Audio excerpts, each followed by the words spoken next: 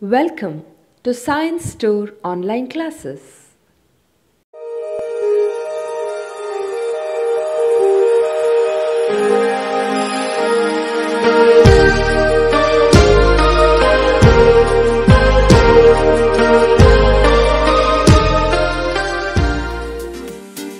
Don't forget to like our video and subscribe our YouTube channel for all the updates. So we were solving problems related to laws of motion. Let's move to the next problem. Question number 6. 3 blocks A, B and C, each of mass 2 kg are hanging over a fixed pulley as shown in the figure. How does the figure represent, or what is the figure for this corresponding question? So there is one pulley and a string is passing through the pulley. So mass A is attached to one end, B is attached to another end and C is attached to mass B through the another string. So fixed pulley as shown. The tension in the string connecting B and C. What do you have to find out? You should find out the string tension connecting the mass B and C. So what is the mass of each blocks? So this is 2 kg, this is also 2 kg and this is also 2 kg. Obviously by looking at the picture itself you can say that the mass at this end is greater than mass at this end of the string. So obviously this will be way more than the mass of block A. So acceleration here will be upward and acceleration here will be downward. So one string is connecting A and B. So tension which is connecting A and B will be same at any point of that string.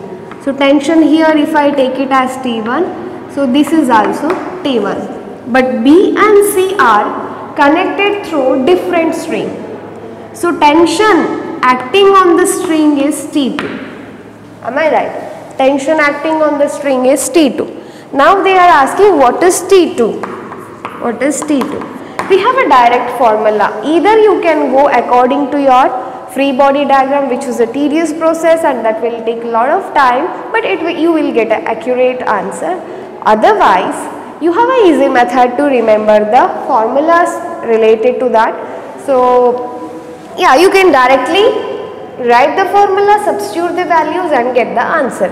So, what is the tension here acting? T2. What is T2 is equal to? So, remember students, so T2 is the tension acting on this string. So that tension will exist only if this string is stretched. Am I right? So now C is stretching the string. Am I right? If C is not present, then this string wouldn't stretch. If C mass doesn't present, then this string will be just as it is, just a string connected to B, it won't stretch. But now the string is connected to C, so it will be stretched, correct? So now this wire will be stretched if I apply the force. If I don't apply the force, it wouldn't stretch. If it doesn't stretch, then there is no tension acting on the string. So similarly, here if mass doesn't exist, then there is no force acting downward on this string. So no tension acting on the string. So if this mass is 0, tension is 0. Similarly, if this mass is 0, imagine this mass won't be there, then this whole thing will fall down, correct? There won't be tension at any of the wire. So you can say that if mass of C is 0, tension is 0. If mass of A is 0, tension is 0.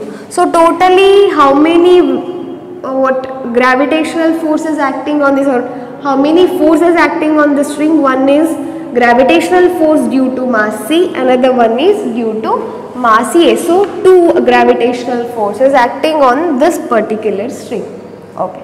If there is no gravity at all, if you go to 0 gravity and place this whole system, then the string wouldn't stretch, because Gravity is the one which acts force on this. Otherwise, there is no force. So, if gravity is 0, tension would be 0. So, divided by total mass. What is total mass?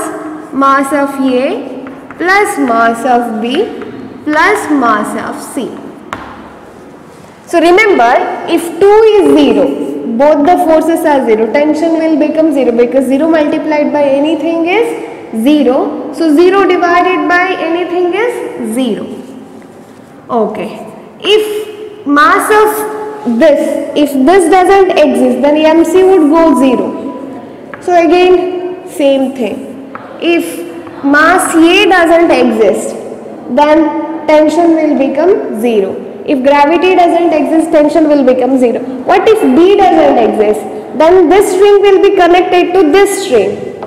Still tension will exist. Same tension will exist.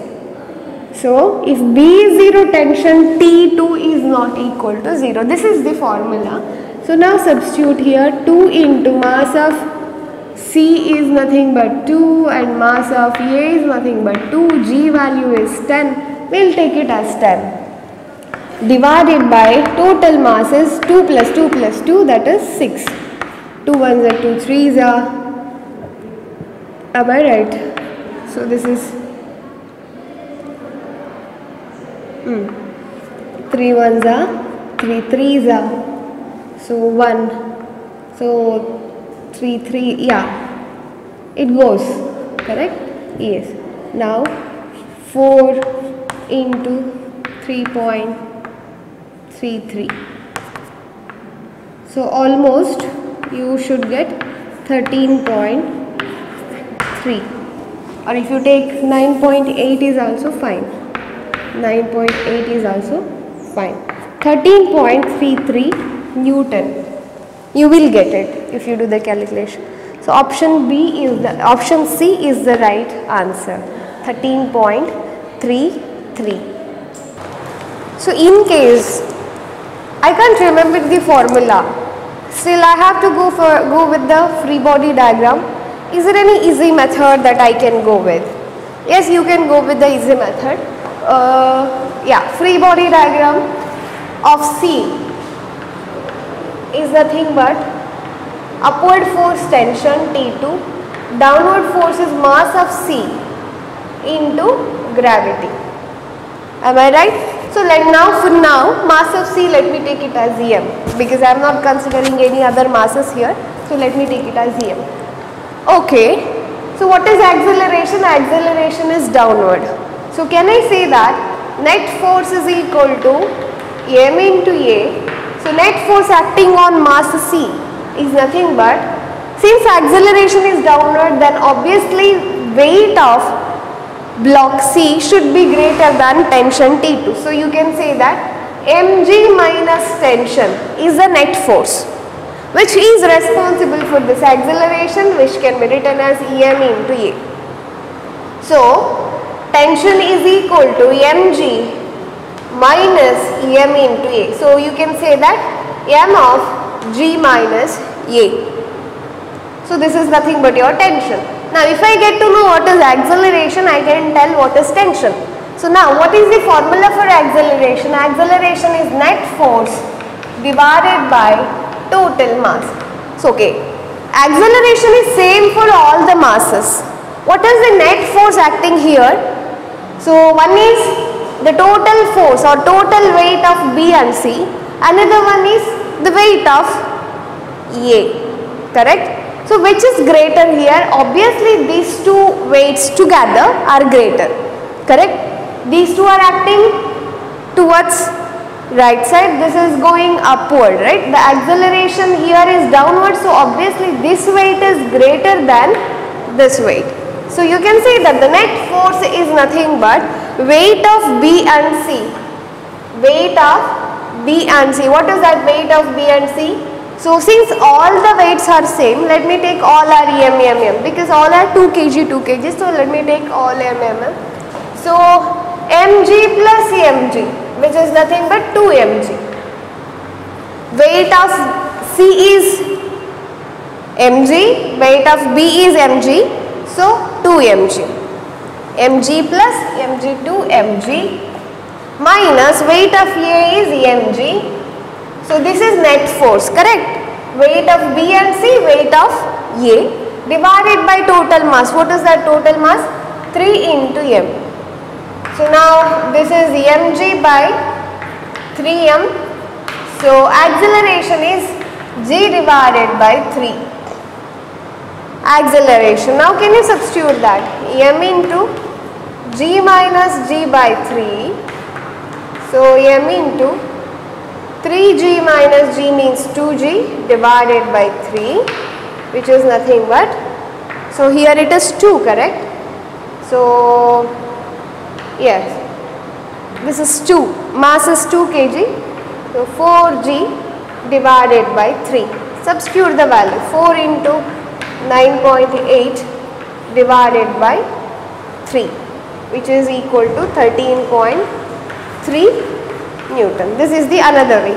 This is just 2 steps. Formula, substitution, you will get the answer.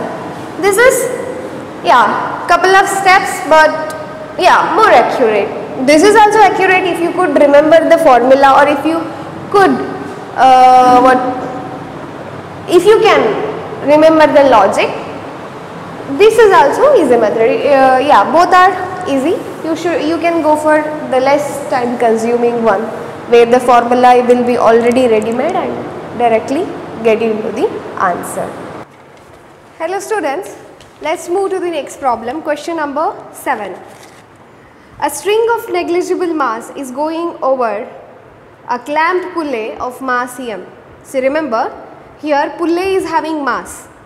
A string of negligible mass of a string is negligible, which is going over a clamped pulley of mass m. So that means you have a string like this, you have a pulley like this, okay, and a string is passing over this pulley. A string is passing over this pulley. This string is massless, but this pulley is having mass. So this string is connected over here. The other end of the string is connected to a block of mass capital M.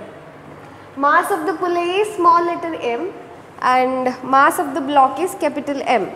Now, the tension in the, M support by a block of mass M as shown in the figure. The force on the pulley by the clamp is given by, you have to calculate force acting on the pulley. So far we have calculated the tension acting on the string and acceleration. We have never we never get to deal with the concepts like forces acting on this pulley.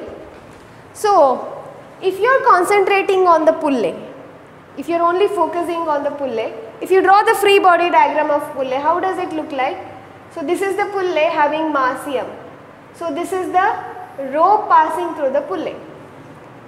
So because of the mass, the rope will experience tension. The tension acting here is downward and tension acting here is upward. Am I right? Rope is tied. So this rope is tied here. So one end is passing through the pulley. So since it is tied, here also you will have the tension, and from here it is connected to the pulley and other end is also connected to the block of mass m. This end is also having tension. So tension here is downward, tension here is upward, because this is the free body diagram of pulley. Now, if we write only the force acting on this pulley, because we have to calculate the total force acting on the pulley, correct? So what is the force acting on the pulley? The force is acting is, one is tension along this direction, another one is, if the pulley is here, another one is tension plus weight of this pulley, correct? Am I right? Weight is nothing but m into g, weight of the pulley which is acting downward. These are the total forces acting on the pulley. I repeat. Now, this is the free body diagram of the pulley. The free body diagram shows that one is tension along this part of the string and another one is tension along the other part, second part of the string. If you have to write the free body diagram or the forces acting on the pulley, one is tension towards left, another one is tension of the rope plus weight of this pulley, because pulley has a weight since it is having mass. These are the forces. See, tension is also vector, weight is also vector, because tension E and weight are nothing but force. So these two are vectors now. This is in the form of parallelogram method of vector addition. So as the question is asked, total or net force acting on the pulley, you can add these two vectors. So the resultant force acting on the pulley, the total force acting on the pulley is nothing but this force plus this force, that is T plus mg. Am I right? This plus this together. So all algebraic sum of these three forces is nothing but total force acting on the pulley. No other forces acting on the pulley. So now how to find the magnitude of that? What is the magnitude of two vectors? That is a square plus b square plus 2ab cos theta. Correct? From the parallelogram method of vector addition. Here theta is 90 degrees, so this will become theta is 90 degree, cos theta is 0, so this term will become 0. What is the magnitude of total force acting on the vector? Here A is nothing but T, so T square, B is nothing but T plus mg, so T plus m into g whole square, and that's all. Now if you know what is T, then you can also calculate or write it in a proper format, because your option doesn't have a T term. If you look at option A, that is root T into capital mg, B is also root 2 into small mg, C is square root of m plus m square into g, D is g into square root of m plus m square plus m square. So nowhere you have T in the answers. So you have to convert T. How to convert T? For that, draw the free body diagram of M. So free body diagram of that block M. What are the forces acting on the block? One is weight of itself, that is m into g, that is capital M. Okay, capital M into g. Here it is small m. This is capital M.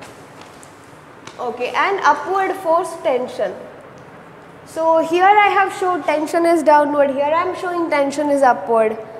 See, it depends on which body is under consideration. Here pulley is under consideration, so tension is always away from the body, so away from pulley. Here block M is consideration, so tension is away from block M. So for block M, tension is acting upward in the rope, for pulley tension is acting downward in the rope, but magnitude of tension for both is same. So what about the acceleration? Is the whole body accelerating? It is not accelerating, it is at rest, so that means acceleration is 0. So net force is 0, correct, because net force is equal to m into A is 0 means net force is 0. What is the net force acting on this block? That is T minus m into g. Why T minus m into g? M into g is downward, m is capital here, is equal to 0. So you can say that T is equal to m into g. Now this is the tension acting on this part of the rope. So for pulley as well as for the block it is same, but direction is different depending upon which body you are talking. Can I apply in this formula now? So R is equal to square root of capital mg whole square plus T plus, that is capital M into G plus small letter m into g whole square. Correct? Do we have that option? So yes. Now let us try to simplify this. Square root of m into g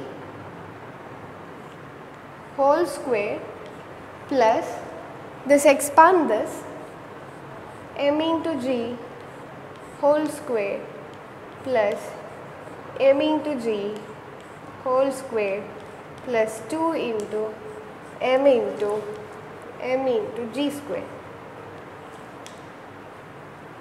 Okay. Then you can write this as. So now what do we do? G square is common, take it outside inside the square root. So g square. What is remaining here? Remaining is capital M square. What is remaining here? Remaining is capital M square. And here small letter m square plus here 2 into capital M into small letter m. So g square, you can take it out of the square root symbol. So g, when it comes out it becomes g, and see m square plus 2mm. If you look at this part, you can write them as capital M plus small m whole square, because m square plus m square, this is in the form of a plus b whole square. So you can write m square plus these parts you can write it as m plus small m whole square. So do we have this option? Option D, correct. Option D is the right answer. Hello students, let's move to the next problem, which was appeared in IIT JEE screening test 2004.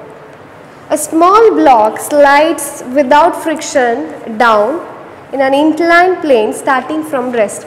You have to imagine an inclined surface. This is the inclined surface. A block is sliding down from the top.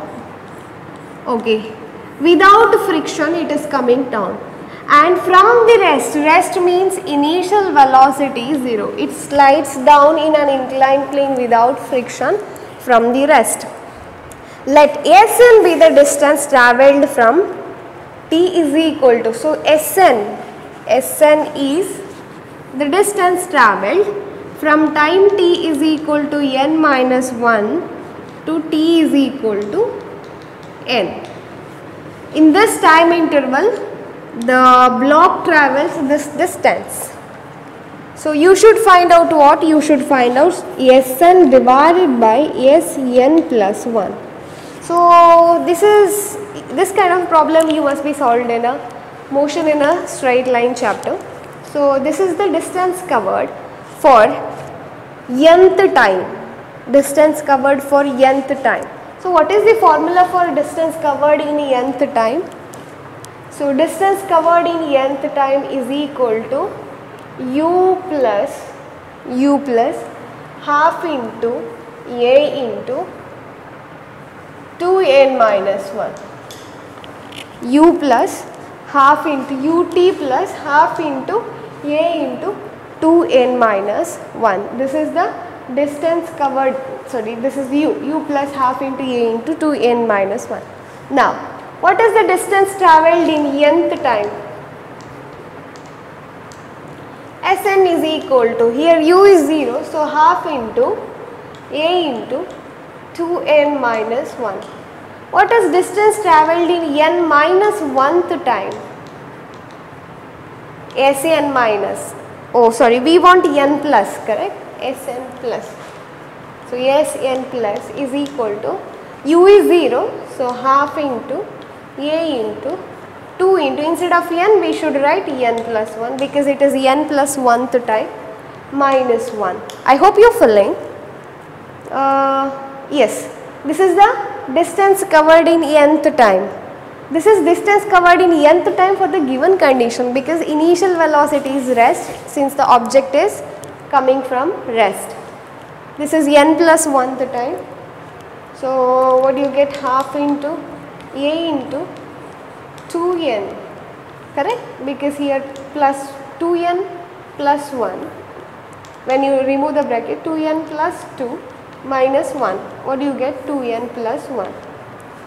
This is Sn plus 1. We want the ratio, correct? Ratio is Sn by Sn plus 1, which is half into a 2n minus 1. This is half into a 2n plus 1.